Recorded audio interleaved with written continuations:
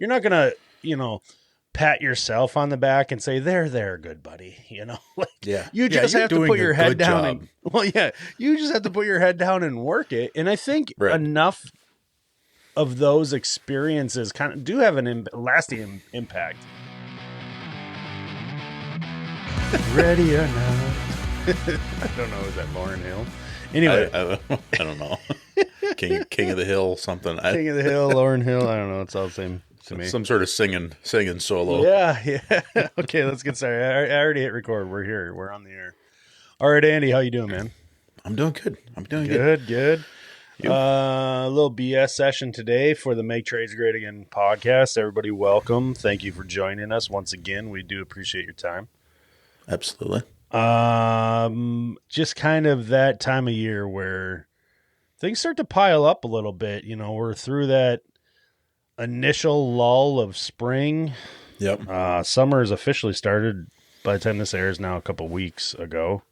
Right. And, a lot of people listen, a lot of our friends listening, a lot of the audience is doing HVAC, heating, cooling. So of course now prime time to go out and make some money. But, aside from the money, aside from the job in general, comes a lot of extra headache. Let's put it that way. A little word we like to call stress. Absolutely. And I know a lot of our, there's a lot of ways to cope with it, but we like to BS, you and I. And so today, BS session, let's talk about just taking care of stress, dude. Just day to day kind of little things. Yeah. Yeah, it's easy to get caught up in it, like, crap, I didn't get everything done that I wanted to today. Or, that job's got to still get done and I haven't been there yet. And, the one we did last week doesn't work, or isn't working right, or the customer hasn't paid. Or, I mean, there's a number of different things that seem to cue it up. And then you can pile it on with, things not going well at home or whatever. Or just going well on the job even. Like literally just like you go to turn a wrench on a nut and it busts off, It's like, okay. So it's going to be one of those days. Or, days. The water softener got moved and then not reconnected completely perfectly. Whatever. I mean, and it's just one of those things that you just gotta, I don't know. Sometimes I think people will look at me from the outside and go, geez, he doesn't seem to care about anything. And it's not that I don't care, but I just try so freaking hard not to let it get me wound up. And I don't know, I don't know. I definitely get wound up. I try not to be, a reactive person. Yeah. If you will, but are you talking about just in your day to day, like, or are you saying like outside of work, or just don't? Yeah, like in the day to day, when things are going south, you're going crappy. You just kind of go, well, okay, how do we fix it, right? Well, we've identified the problem. Great, moving on. Yeah, why dwell on it? Right, that's the problem. Okay, what's the solution? I think a lot, where that might, well, of course, I'm not a psychologist. I just play one on a podcast. But and I know you quite well, but only as a friend. And, I think in a lot of ways that willingness to just not dwell on it and move on and figure out the solution. Right. Willingness is one. You do have to decide to do that. You really do. Because sometimes emotions can just take over. Yeah. But I think maybe I'm speaking out of turn, but I wonder if that comes from you and I had very similar. Well, I'm still kind of living that life, but similar starts in this industry when we went out on our own, or even when we were working with somebody. When you're working alone and you've got a job to finish and something doesn't go well. In fact, it could be a minor or major setback. There's not a whole lot of sympathy from yourself to make you try to feel better about your pissy attitude now that this thing has gone wrong. You know what I'm saying? You're not going to, pat yourself on the back and say, there, good buddy. You just have to put your head down. You just have to put your head down and work it. And I think enough of those experiences kind of do have an lasting impact. I'm not saying like it's not okay to get pissed off about something, because it's healthy, actually. It's really okay. Right.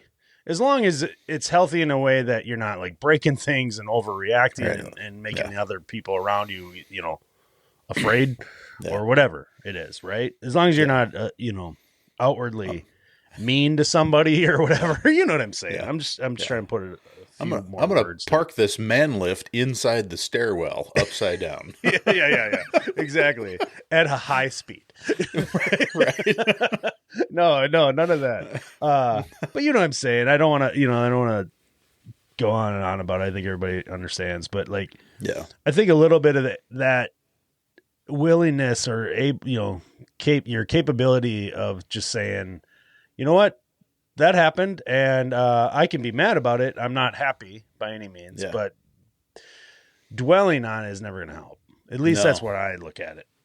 I say that, and my wife, if she were listening, sometimes she would say, well, sometimes you do dwell on it. I'm like, well, I'm only human, so I want to put that out there too. Like, I can get upset about something. I feel like I have the right to be mad about something for at least, give me 30 minutes just to be like, you're not going to love being around me right now. Like, I'm just going to be a little, I just need to get rid of this. Yep. Yeah. But I'm willing to move on and work past it, and I'm not talking about just work stuff, but that's what obviously we brought this up under, just the right idea.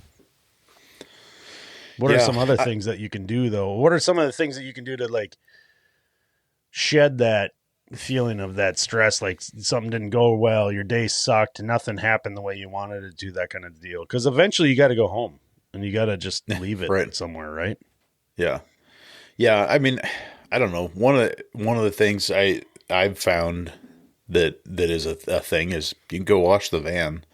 You could go, and this, for some people, this isn't going to be an option, right? It's not going to help.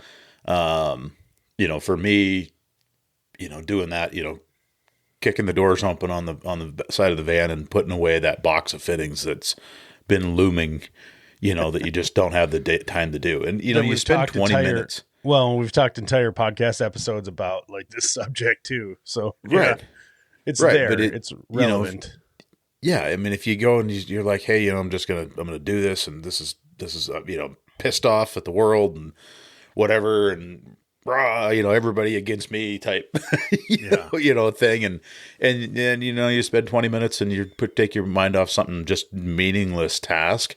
And next thing you know, it's like, oh, I don't know, whatever. It's not that bad. Yeah.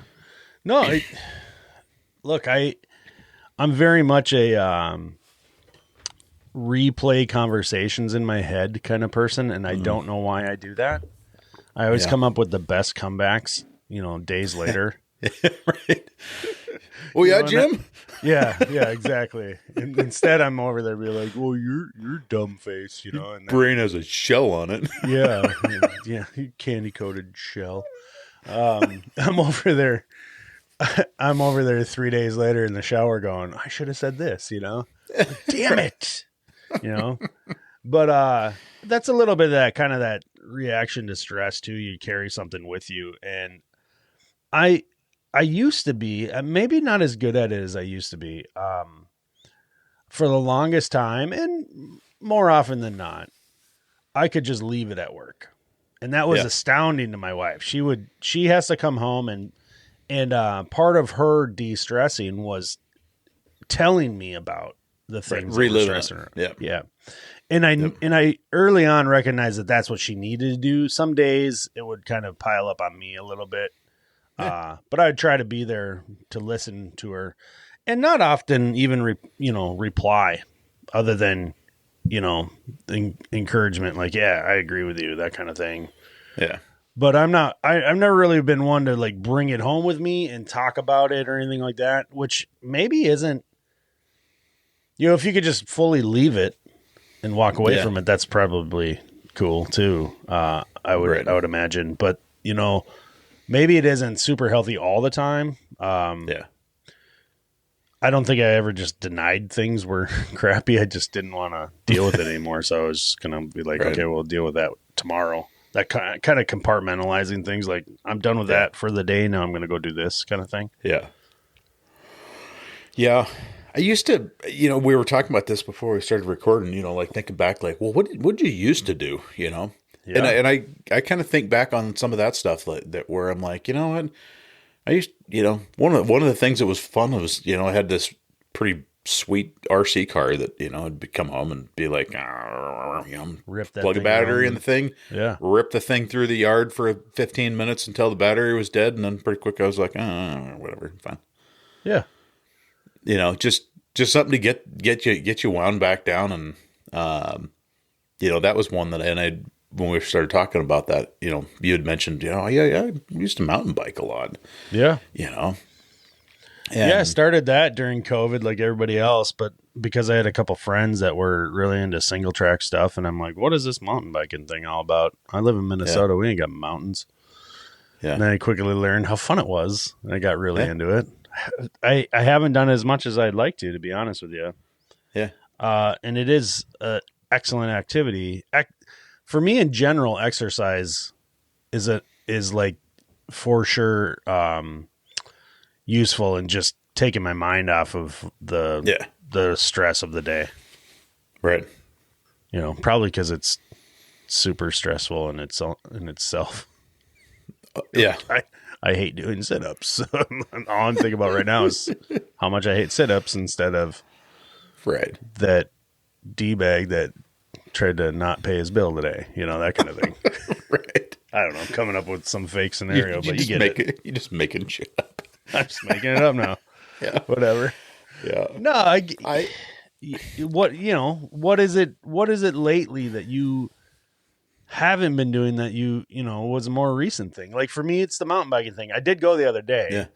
And then of course it's basically, so apparently we have this thing in Minnesota now called monsoon season and it just rains. Oh. Yeah. Excellent. It's cool because the 3 years prior we were in like a major severe desert like drought. And now we have, we're going to be like land of 1 million lakes in a minute or two. It just hasn't stopped raining. So the mountain biking thing has been literally a stress point, to be honest with you, because I've wanted to go, but I can't because it's just raining all the time. Anyway, what is it for you that, like, you bring up the RC car just because it was one thing you did years ago. Yeah. I know you like to get the bow out and practice, target. You used to hunt a lot more than you do nowadays. Yeah.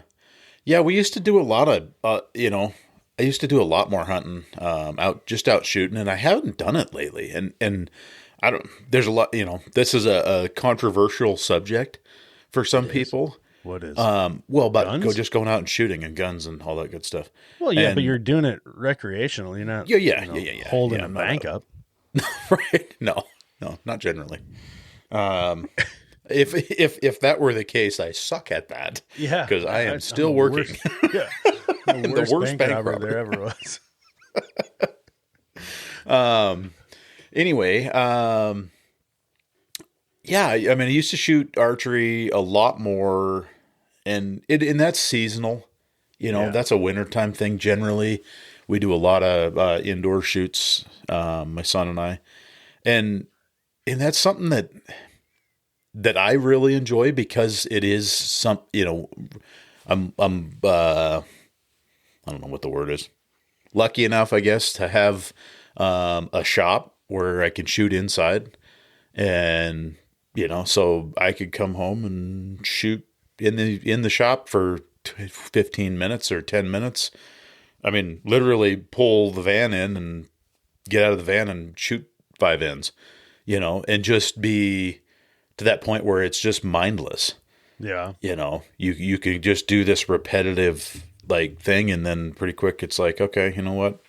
Did a little exercise, did a little bit of activity that's not, where the stress was at. And you do that, a lot of that, what you were talking about, talking it through in the shower, rehashing the conversation and, or presenting the better argument. Yeah.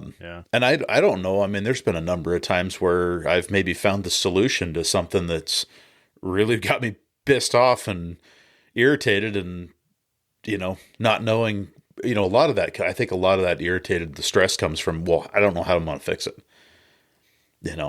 Sure. In some cases, especially in the service side of things, there will be days where you've been posed a problem, right? You didn't choose to get this problem, but it's yours now because you have accepted the job, and there's this problem, and how are we going to fix it? Yeah. Yeah. Well, I got a cooling tower with a broken shaft on the 3rd floor of the building. How? And it's brick on 2 sides and no way to get the shaft out. Whatever the case is. And you start thinking, you do a mindless activity like that where all of a sudden you're kind of sitting there, you're finally calming down and your mind's straight, and you go, oh, yeah, yep, we just got to get a crane, take the thing out. That's what we do. Yeah, I think just that calming, ability to calm yourself enough to just maybe revisit a subject. I think that's the shower thing for me. Probably, something that happened a day or two before, and I've slept on it, that kind of thing. Yeah. And that clarity might come from that calmness. I don't know. I'm not a doctor. I just play one on TV. But the thing lately for me has been exercise, and I need more of it. Obviously, we all do.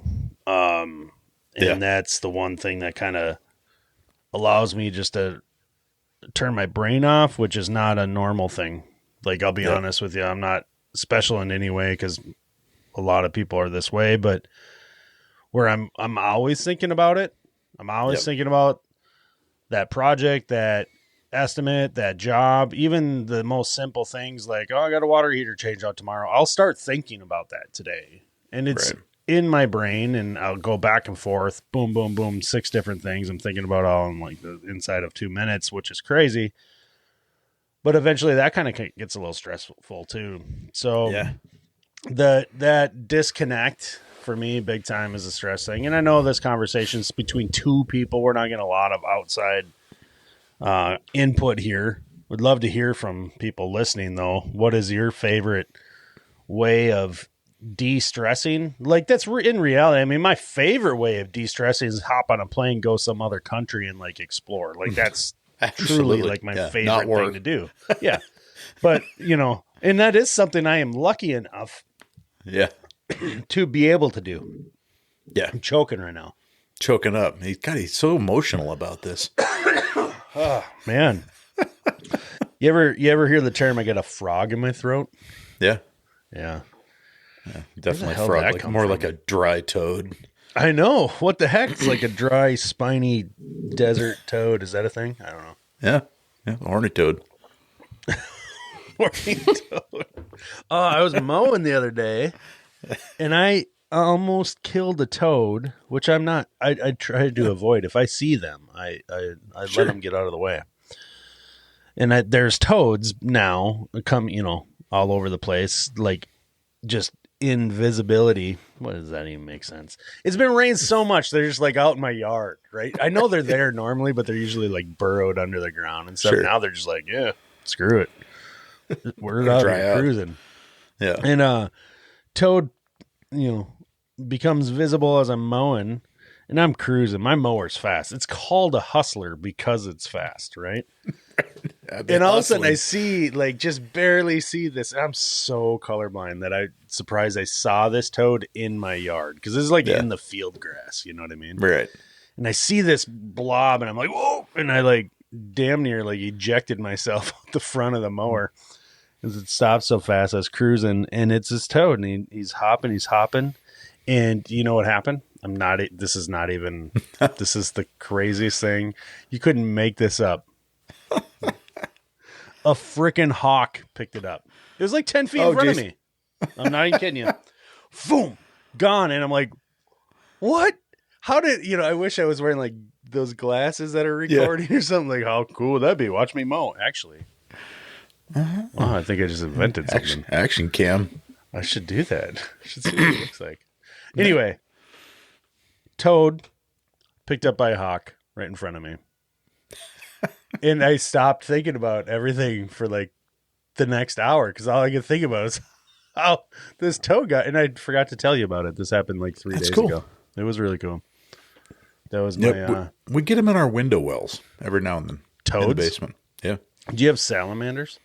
Mm-hmm. The black and yellow. Yellow. Yeah. Black and yellow. Sometimes I think red ones too. Like a red stripe. Really? Yeah. They're the weirdest thing because you'll be up in the mountains. Yeah. And it'd just be super dry. And if you turn over like a log or something like that, there's like 2 or 3 of them underneath the log. Trying to survive, and you just kill them. Just totally like flip their house upside down. Imagine if a giant salamander came along in a thunderstorm and just tore your roof off. How do you like that? It would suck. Yeah, it would suck. Yeah. FYI. Yep. Mountain salamanders. I don't know if that's a thing. I don't know what. We have salamanders in window wells, and we don't have a lot of crawl space. We don't really have crawl spaces. Certainly not like the outdoor kind, unless you're talking about like a mobile home. When I say outdoor, you know what I mean, right? Like unventilated. I don't know. I don't know what they would be called. Just like under a house, kind of. It's not. Yeah. I don't even know what I'm talking about now. We have the long-toed salamander, just to be clear. Long-toed? Long-toed. T-O-E-D? T-O-E-D salamander. How cool would it be if it was toad, T-O-A-D? Long-toed salamander. Yep. The toad looks like a salamander, but really it's a toad. Yep.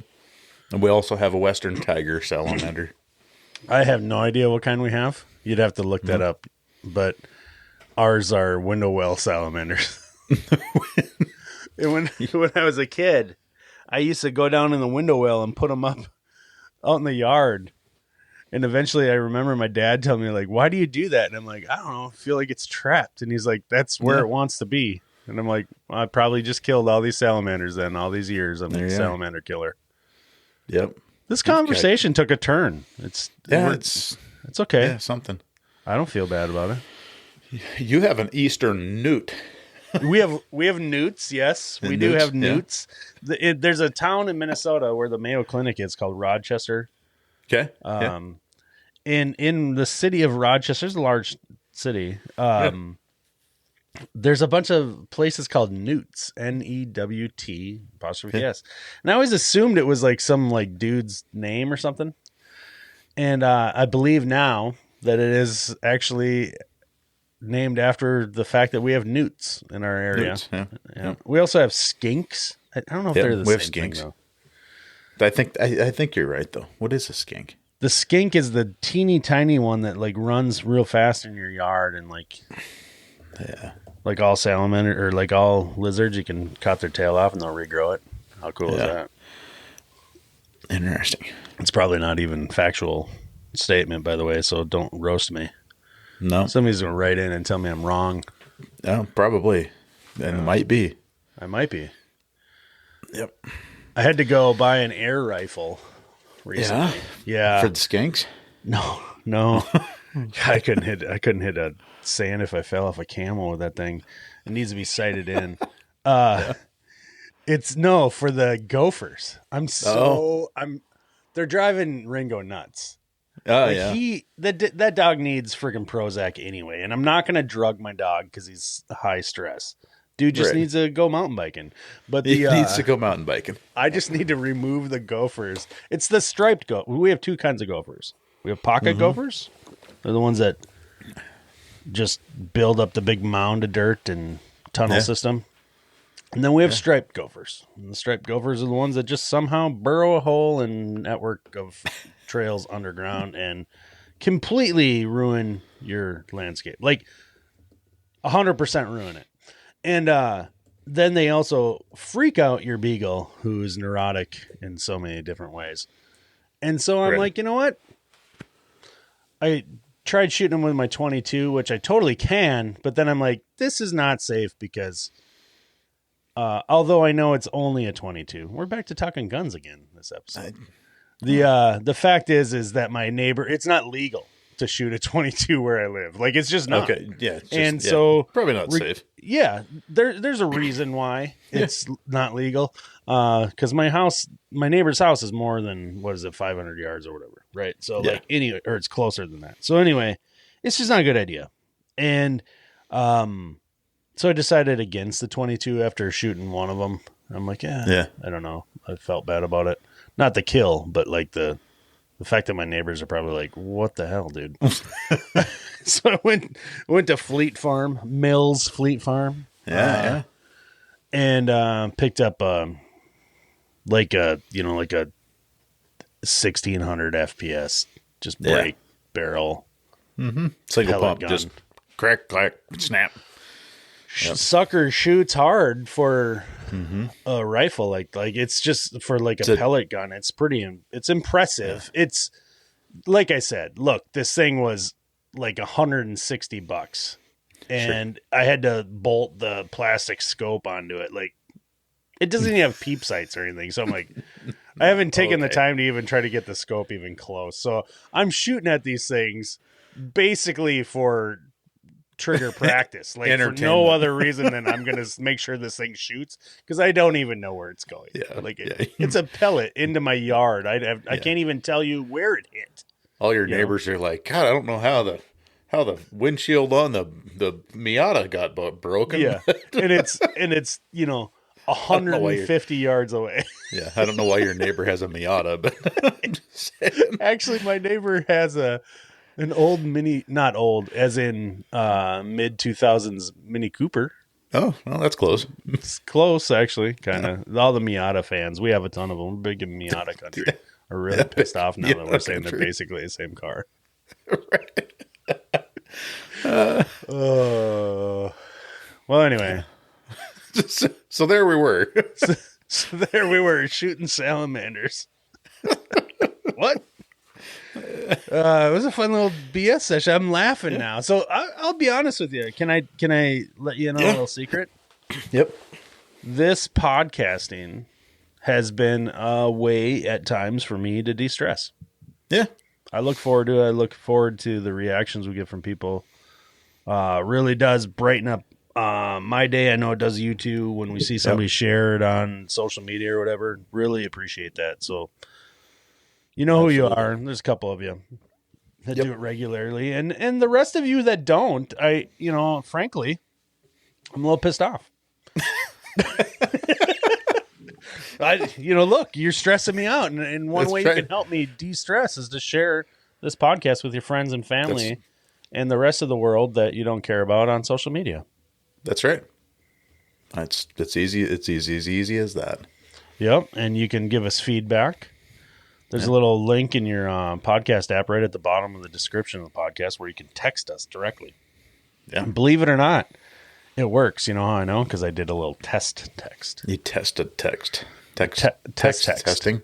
Yeah, say that one time fast. How about that? No. And you can email us, and Andy always gives out the email address, so I'll let him do it. Yep. It's the big one. maketradesgreatagain@gmail.com. We will inevitably get 36 emails from somebody trying to get a guest on, but they're not you getting a guest on. It's somebody that doesn't really listen to the podcast. Yeah, no. It's the other thing about those hundreds of emails we get in a year trying to book guests is that we never say yes, so that makes us probably the most exclusive podcast there ever were. That's true. Our guests, however few there have been, hand selected and invited by us. We have it's a whole thing. We send out like this carriage, and then there's this messenger, and like it's just this thing. And a pair of ruby slippers, and it's just weird. Ruby slippers. I don't know. Why would we send somebody ruby slippers? I don't know. It's if they fit. It was a Judy Garland thing from Wizard of Oz. She's from Minnesota, you know that? Yeah. Is she? Really? Yeah. She's dead though. Okay. Well, now we were gonna lock her off at 25, but we're at 29. So might as well. Yeah, we can say hi to Lane, our editor. Hi, Lane. Hi, Lane. You can leave that in there, buddy. Lane's the magic behind the scenes that makes us. Well, it makes me look a lot better. You know what we should do? We should do a little MTGA retreat. Lane would have to be there, of course. Yeah. And all of our listeners. All 4 of them. Just kidding. Yeah. There's way more than you than 4. Okay, dude, I'm gonna hit stop. I don't know. We're not talking about anything right now. Ramble. All right, dude. See Carrying on. See ya. Bye.